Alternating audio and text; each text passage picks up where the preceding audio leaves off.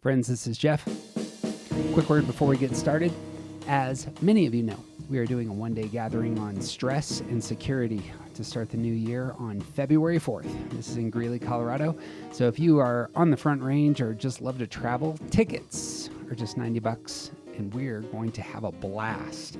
If you want to stay home in your cozy little home in Australia and not venture stateside, it's big love for you, Lachlan. Then we are starting our online gatherings, and these will start on January 17th. These will be once a month this year, and this time we are talking about relationships. Links for both of these events are at aroundthecircle.org. Just hit events and sign up. Very easy. On a secondary front, many of you are actually counselors or professional psychologists, and we are partnering with the Michael Shahan on his online course, which is Enneagram for Therapists. Shahan's insights are no joke. Lots of insight, lots of experience. Go to michaelshahan.com. They are starting here this week, and if you want a discount, you can enter Circle 50 for some love. Lastly, we have a new podcast feed for all of our friends just getting into the Enneagram. It is called Start Here. It is easy to find everywhere that podcasts are posting, so just search for Start Here Enneagram or Start Here. It'll look like our Enneagram circle, and it's green and white, real classy. We have put 21 episodes there. They're all in a convenient spot so that we can share them with our pals, with our family, with total strangers we meet on the subway who are interested. It begins with episodes that help folks find their types, gives them the basics, and then it begins to set them up with here are the steps that you take. Super proud of this podcast, and I would be thrilled if you took a look.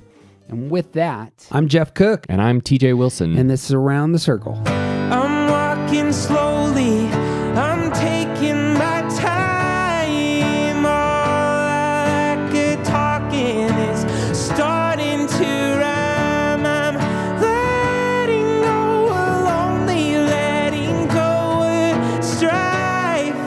I just can't get enough of this beautiful life.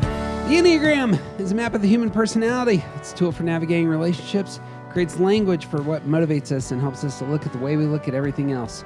Most importantly, the Enneagram is a mirror because sometimes you need help seeing yourself. My name is Jeff Cook. I'm a philosopher in Greeley, Colorado. With me is TJ Wilson, businessman, lover of theology, and Enneagram ninja.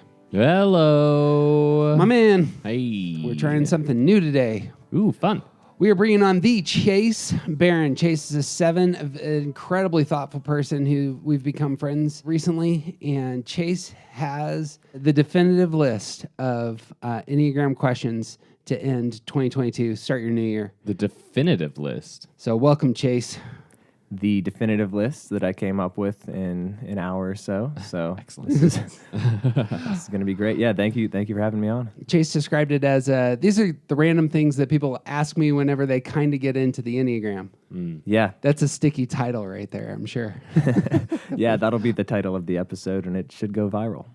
One of the things that I've been thinking, and so hopefully this podcast will be quite enjoyable, TJ and I are approaching somewhere in the 300-400 hours of sitting down and talking about this topic with one another. And sometimes just bringing in outside energy, language, ways of coming to the material can be incredibly helpful to bring out new and exciting things. So.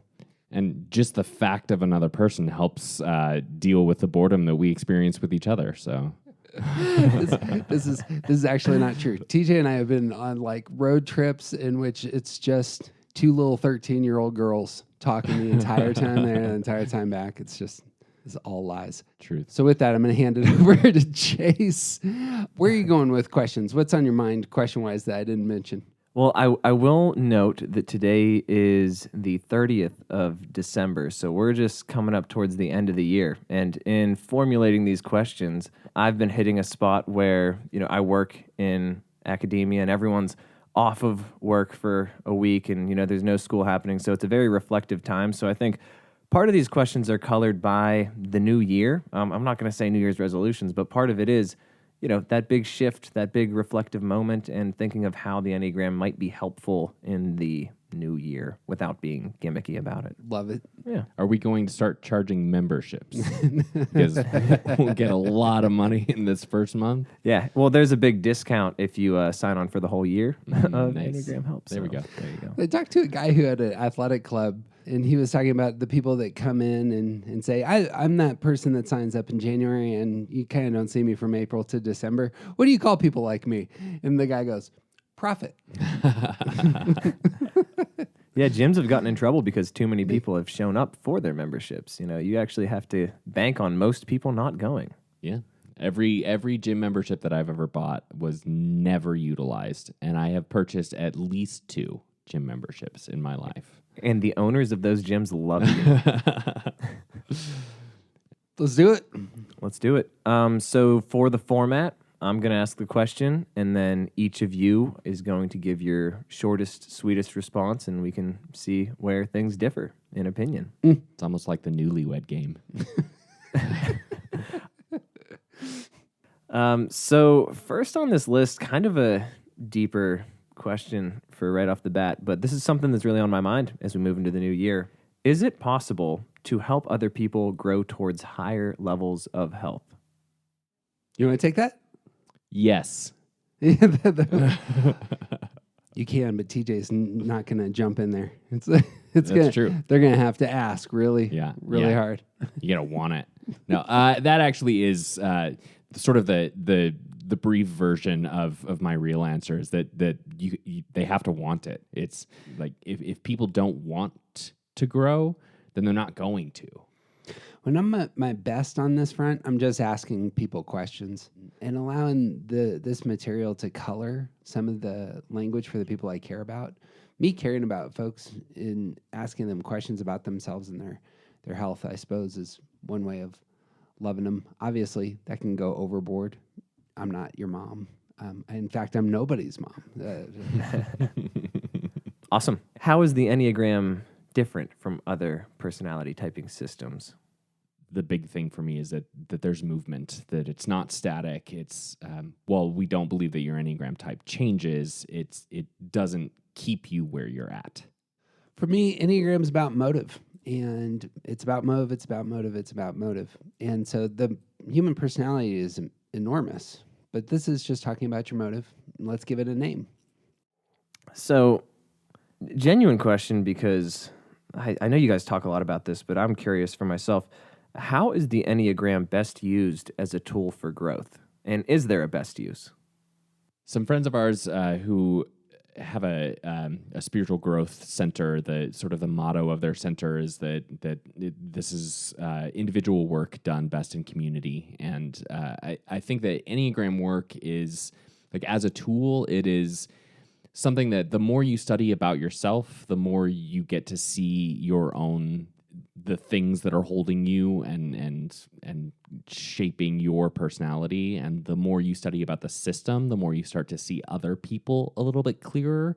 So just getting more and more self-awareness. And then, like I said before, having these tools available that offer some kind of path that says here's how you change these aspects of yourself. Here's if this is the direction you want to go, here's ways to get there. I think it more and more study and reflection and introspection and doing that in community. I agree. We did a series called Steps a while back, which is now set aside on the Start Here podcast. If you want to find it, it's easier to find. But our first step is knowing your type, naming your type. Our second step is talking about it with others. There's so much good that can come if you can find others who are into Enneagram and just talking through the material with them, in which the articulation of this is what's going on inside me, given my type, and being able to name it, put words to it, hear from others where they're learning, allowing that to move. That seems to me one of the best possible ways to jump into it as a tool. Like a lot of stuff, book studies can obviously be worthwhile. Yeah. Talking about things that matter to you with people who are likewise jazzed. That's what is reinforcing. I don't know if we mentioned this. Chase does quite a bit of work with weight loss personal health, and all the rest. I assume it's the same sort of thing. You have material, but there's all sorts of different material you could use to get healthy. But if you have a person or a community, that's really where transformation takes place. Yeah. Yeah, Or it's better. It tends to be a lot better in community, and yeah, I've seen that in fitness spaces. Just the culture, the welcoming culture of a good, well put together gym with friendly people who have similar good goals geared towards actual health. Yeah. And you can see how that can get skewed and messed up. And that the same thing is true with like internal development, like you guys are doing. If you have a group of people who have a clear vision towards a good truth, then even in the Enneagram circles that you guys have had on those Sundays and soon to be once a month or however it's going to be next year, those communities teach you so much. Mm-hmm.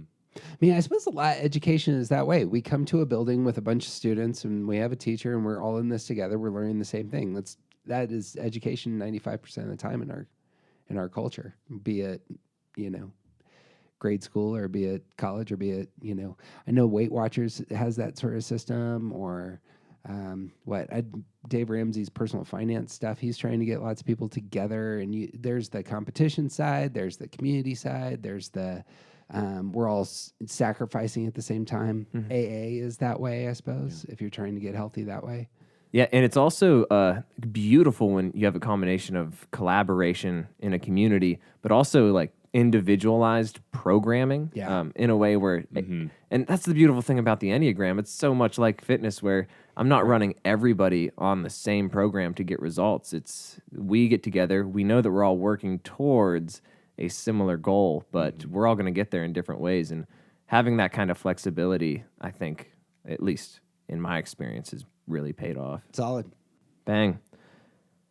So, question, what does it mean to be actively studying the Enneagram? For example, TJ always suggests we don't get into subtypes until we've been studying for 5 years. So how do I know that I'm doing this right? I don't know that there is one answer. I think the act of just the fact of learning and trying to pay attention to the things that the Enneagram is trying to teach you, that's enough. And any kind of engagement with the material on purpose, that's what studying is. Yeah, it's again the case. We did a series called Steps, and we were trying to answer that very question. We outlined 7 steps in terms of focus here, then focus here, then focus here. And there's a time to push deeper to allow a lot of times, especially with emotional work, relational work, it can take time to just kind of sit on a principle or sit on an idea for yourself and really let it do its work in you. Yeah. It's sometimes the case, and I know that I had this experience in December where sometimes you just get burnt out on the material, and the best possible thing you can do is just set aside the books for a while. And that was actually our last step. And then when it comes back around, start with step 1 again and start asking some deeper questions about your type and jumping back into community again. Yeah, I really think that there's so many different ways of learning, and there's so many different options available out there of gaining Enneagram knowledge. There's podcasts, there's videos, there's books, there's blogs, there's internet groups, there's in-person groups, and I think that like the real like actual dedication of like really trying to do this, as opposed to if you just have a 1-a-day fact on calendar that you just like you read one thing about it per day and you don't really absorb that information. Engaging with it in whatever way works for you best, I think that is studying, and I think that'll look different for a lot of different people. So This is the case. I'm supposed to tie it to other things. You can really get into human anatomy on the weight loss side, and you can talk about like how fat cells really work, or how carbohydrates and proteins are working together. It also can be the case that just first step, it might be you just need to say you get 2,000 calories and you should probably exercise for an hour. That's really all you need to know for right now. Let's just start there, build from that. I don't know if that's good advice. And drink a lot of water and sleep. There's 4 things. Just focus on that. You're probably going to do pretty well. Yeah. Yeah. And I think in both domains, in the in the physical and mental health side of things, the score takes care of itself too. Right. So if you are focusing on the process of incorporating the system into your life, maybe you don't have to worry about what 5 years of study results in or what 5 years of training results in. It's kind of, yeah. Oh, TJ, you hit me hard with the read 1 page a day and don't really apply it, because I have so many of those like daily Stoic books and I don't actually practice it. But with the Enneagram, it's such an easy system to change your life, because I noticed that in relationships, it's hard not to see how obvious it plays out. It's a very visible system. Right. Especially the more you learn about it. Yeah. Yeah. So I want to break apart the basic different elements of the Enneagram and just see how short and sweet we can define them, and see if you have any differences in what you think the most important parts of each understanding is. So I take it everyone here knows what the 9 types are. So we'll start by breaking it into intelligence centers. And I just want to ask you both, what does my intelligence center say about me? Your primary intelligence center is the main way that you take in information from the outside world and process it. Yeah, that's it. It's how you take in the world, which is kind of why we start there. I think most people, in fact, start there. It's like, because this is where you first connect with the world. Oftentimes, your intelligence center is also tied to your orientation to time. Some people are more future focused, some more past oriented, some are very much in the present. And that your intelligence center, given your connection to time, is also going to tell you where you're going to struggle most with either fear, shame, or anger. And so if you can name your intelligence center, we can probably start talking a lot about one of the first things that you should talk about. It's kind of like your shadow. It's this I strive. So for myself and for TJ, we both have anger issues. And I assume for Chase being a 7, that Chase could talk about fear. And that's going to be tied to our intelligence center. Similar question. What does your repressed center say about you? So the repressed center is actually the one that you struggle with the most. And that is in taking in information, in doing things, in doing something with that information, the way that information is all processed. The repressed center is the one that is like the shriveled arm that doesn't get any use. It's the one that is broken and misunderstood, and you kind of don't know what to do with it. Yeah, your repressed center is tied to your stance. And stance is about how you engage the world. Intelligence center, you're bringing the world in. Stance is how you engage the world. We have a repressed side when we engage the world, either with our feelings, with our actions, or with our thinking. And each of the types have kind of that, blind spot, as it were, or the place that they struggle with most, shoring up, getting it active and productive, and naming that. Super helpful.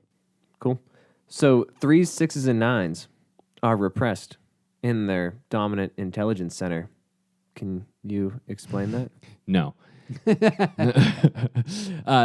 short version is that while we take information in through that one center, we don't engage that information. We don't do anything with it through that same center. So it's sort of like that is our primary thing, but it's broken. When I first got into Enneagram, this was the question that was pitched to teachers, and none of them had good answers. And I pitched it to TJ, and he came out with such clarity, and I went, he is a ninja on this front. It was and that's where the ninja came from. It was from this very question. Just fun fact for the side. There's a distinction between how you bring in the world and how you engage the world. 9s, 3s, and 6s all take in the world through their primary center, through feeling, thinking, or doing, but they don't engage the world through feeling, thinking, or doing. And so it's actually an apples and oranges thing. So my wife is a 3, takes in the world through her heart and her emotional center. But when she gets into the world, the heart gets set aside, because now she's going to go to work and she's going to think about what the goals are, and she's going to knock out some stuff effectively, and feeling can get set aside. That's not how she took in the world. She took in the world very emotionally. because that's how she connects. She has relationships. She has people she cares about and who she wants to impress and to love and to help move forward. And so that distinction of how you take in the world, very different from how you engage it. And that's why you can have both your primary center and your repressed center be the same. That makes sense. I can't imagine that experience, but It's rough. yeah. The 369 life seems like a just seems like a tough balance. Yep. It seems like a really hard conflict there. Of all things, Chase, I've been thinking that as well. I've been studying coping style for the conference we're going to throw in February, and just the dynamics for 3, 6s, and 9s. I have to get my head around this, but that's what kept coming out in my mind is, man, this is really tough. Because what they do is they double down on their strategy for solving problems, where you and I, we can kind of maneuver, we can shift. If you're in the, what TJ calls the shock points. I suppose, however, I may be wrong here, 3, 6s, and 9s by their nature are kind of balanced already because you have a little bit more access to all the elements. Yeah, we have better access to the other. So like there's 3 intelligence centers, and if one of them is primary and one of them is repressed, then there's a third one in the middle that sort of helps the primary. But for 3, 6s, and 9s, our primary and repressed are the same, so we have equal access to the 2 secondary centers. So we have, and a little bit better opportunity to bring some balance into those. But that means that balancing the primary and repressed is actually a little bit harder. Yeah, there's a lot of conflict as to which center to fall back on even as a secondary center. Yeah. It may be worth noting here, just this is even more foundational. All of us have 3 parts to ourselves. We have our minds, our hearts, and our bodies. And the thinking of ourselves in that 3-partite way is across all cultures. You see it everywhere of people being able to talk about their reason, be able to talk about their emotions, being able to talk about their intuitions, or being able to say, I just can't get my body to do what I want it to do, or I can't get my thinking straight, or my heart is hurting right now. This is very, very common. All of us have a relationship to those 3 elements of ourselves, and they make us us. And just being able to put a name to them and how they interact with one another is a primary for the Enneagram. There's another thing that makes the Enneagram different than a lot of personality typing systems. It kind of has, by its nature, its thumb on really the ancient understanding of what it just means to be a human being. So you see this in Buddha, you see it in Plato, you see it in the Jewish tradition, you see it in a lot of contemporary psychology, that head, heart, body kind of distinction. And Enneagram can give you some tools for talking through that a little bit better. Yeah, and Jeff, you and TJ are both in the Body Intelligence Center. Is it wise to be in collaboration with people of the same intelligence center? I think it's fine. Short answer, it's fine. It's fine. Everything's going to be fine. One of the things that'll be interesting, and I'm sure we're going to get to this, we both take in the world the same way, but everything else is different about us. Yeah. How we solve problems, how we engage the world. That's like one of my favorite things about the Enneagram is that it's cut up into these different sections, and you only share one way of seeing the world with every other number. Yeah. Right. Like what TJ and I, we should both be You're both positive outlook, Yeah. and Jeff and I should both be frustrated idealists. Yep. Mm-hmm. And you two both have your Body Intelligence Center, Yeah. but no What more. makes things interesting in terms of the dynamic, and we talk about this on our podcast quite a bit, but we share workspaces together, but both of us being body types, intuitional types, we are aware that we want to have control over our physical spaces. So that can be either a place of tension, or it can actually be a place that we intuitively know that that's their space and this is my space, and we don't even need to really talk about it at times because it's just known. Whereas a lot of other folks who aren't body types, space isn't their thing. And so they don't have an intuitive sense of its value, whereas we do, and we understand that it has high value, and that creates its own dynamics there. And I'll even take that a step further and say that the fact that we are both concerned about space, but for very different reasons, has been a point of tension in our relationship over the years. And the awareness of that reality is what has helped us resolve that tension. Truth. Not perfectly. Like, it's still something that's present, and we have to address it continually because we share workspace.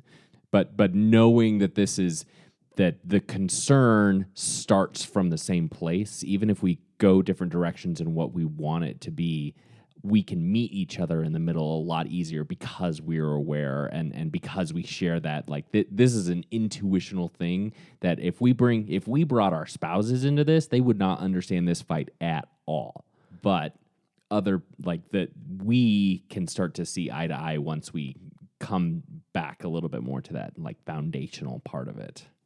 To push into that a bit, I don't know what it would look like for the heart and head, but I assume with heart types who might be more emotionally manipulative at times and would understand when somebody else is seeking to emotionally manipulate them, it would just be an undercurrent. Whereas when somebody tries to emotionally manipulate me, I'm just oblivious to it. I either don't care or I'm just a huge sucker.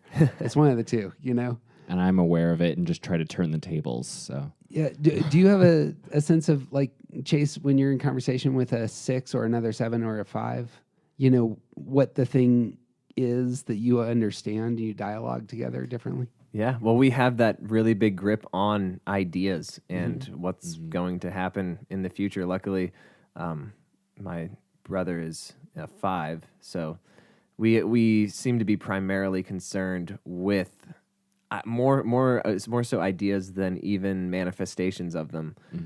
Where you guys are in the present, looking at the space around you and what is physically there. I'm kind of interested in where the space will be, and I want my ideas to be recognized. And I know a lot of people in the heart triad too, so I'm there a lot, and I feel like you are correct. They seem to know about a poker game that's happening behind the scenes that I am totally unaware of. Right. This is the problem with the Enneagram, too. What you talk about with being aware of space, I feel like I'm walking around offending people by not taking spaces seriously enough and not seeing what really does matter to, say, a 9 who doesn't want to change space when I, a 7, run in and decorate the walls. Even if it's a good improvement, it's you change the space. Yeah. We had in our building, we tore a wall down after a few months after I opened the coffee shop, and it was a huge fight between there was a third party as well, and it was just this. I was so resistant to this gigantic change, which was 100% the right thing to do. And like it's laughable now knowing what we were able to do with this space because we took that stupid, literally in the middle of the building wall down, and it was a huge problem because I did not want to. I had designed something for the space that we were in, and now you're changing the space, and everything is going to be different. And I do not like change. And it took me being in the space for a while to be like, oh yeah, no, this was right. This was the right thing to do. All right. Actually, it was a 7. The third party involved was a 7. Funny enough. So. Yep. So that brings me to, I think this is helpful for everyone. How do you avoid offending other types while still being true to your type? I think the number one answer is to recognize that the Enneagram is not an excuse for your behavior. It's a pathway to stop being like that. Yeah, the self-awareness is going to be part of maturity.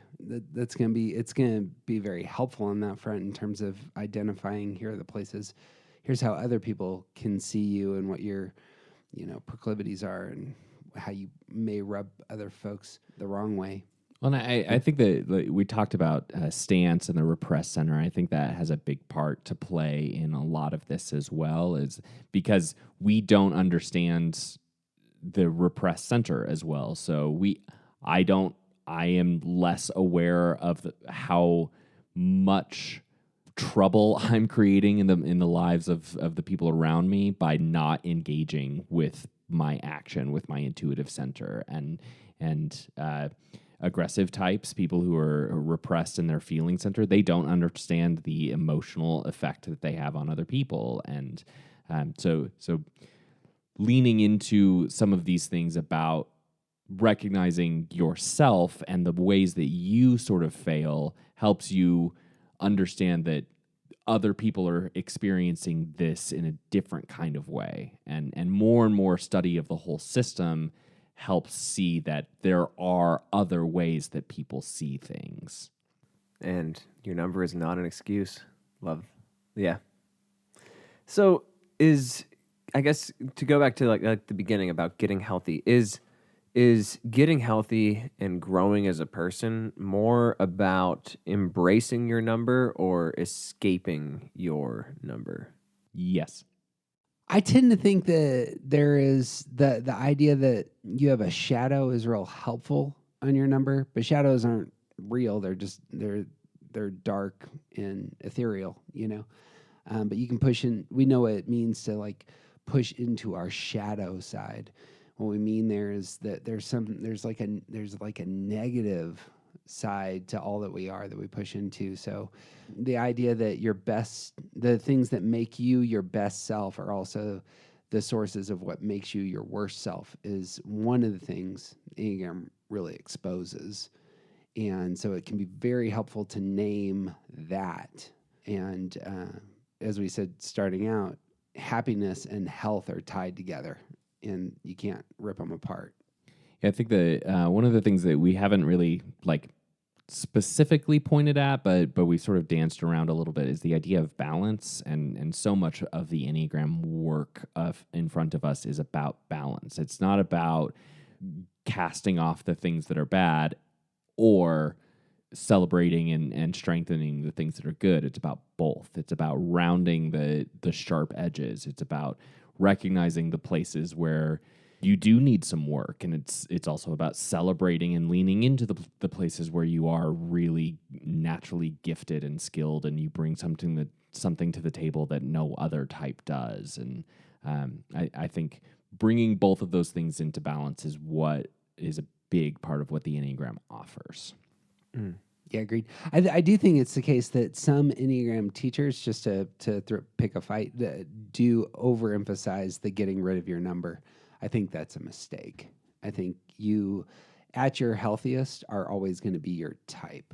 And the thing that you have to contribute to humanity, to your friends, to your culture, to yourself, oftentimes are going to come out of your deepest self, which I find it's very difficult to extract who you are from your motive. Yeah. And you're always going to have motive.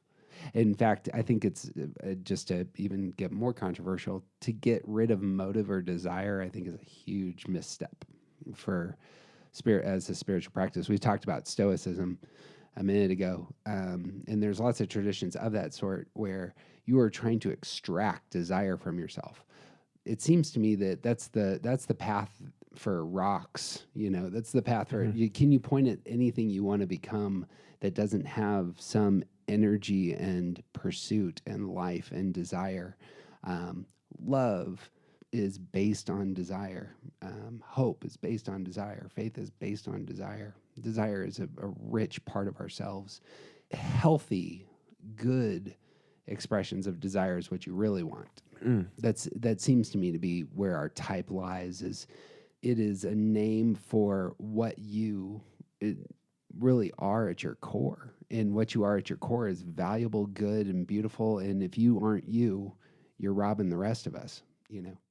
Along this line, like being a 7, my fears and desires, you know, there are times when I love what my desires are and times where you just hate being your number. And I assume, you know, for everyone, there are things that you need to, I guess, add on and embrace about your number, and then things that it's not wise to repress them, but to, I guess, learn how to manage them and acknowledge them. Correct? I mean, what are your experiences with loving and hating your number and, you know, knowing what to keep and what to avoid? I mean, ongoing, obviously, but like everything about this system is sort of a double-edged sword. It cuts both ways, and I really like the analogy of the personality as something that, like, it's like armor that we put on as we grew up to protect ourselves. And so much of type and obviously the surface level of Enneagram stuff is about recognizing that armor and starting to peel it away.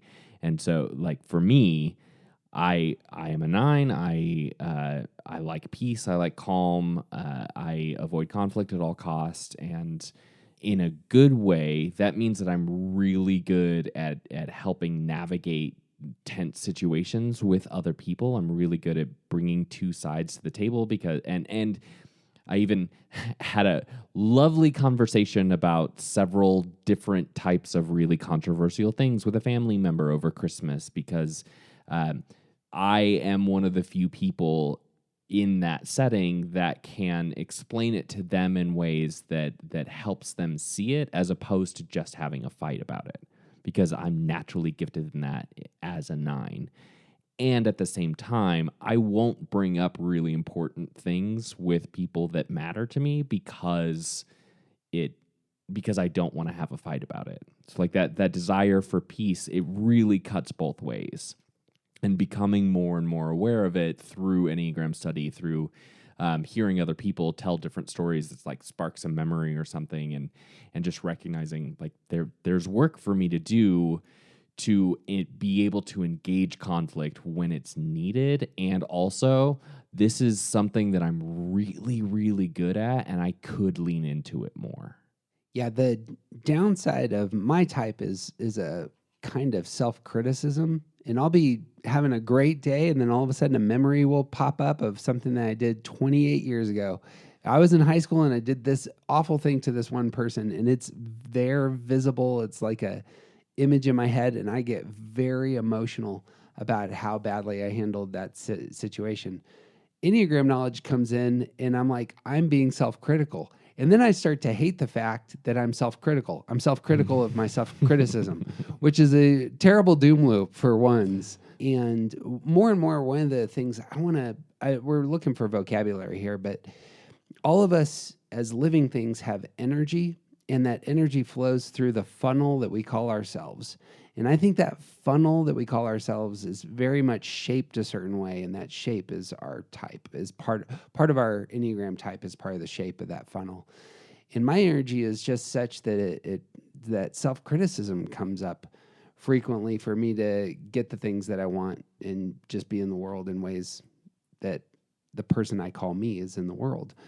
One of the great things about that funnel is that you can manipulate it. You can move it. You can shape it.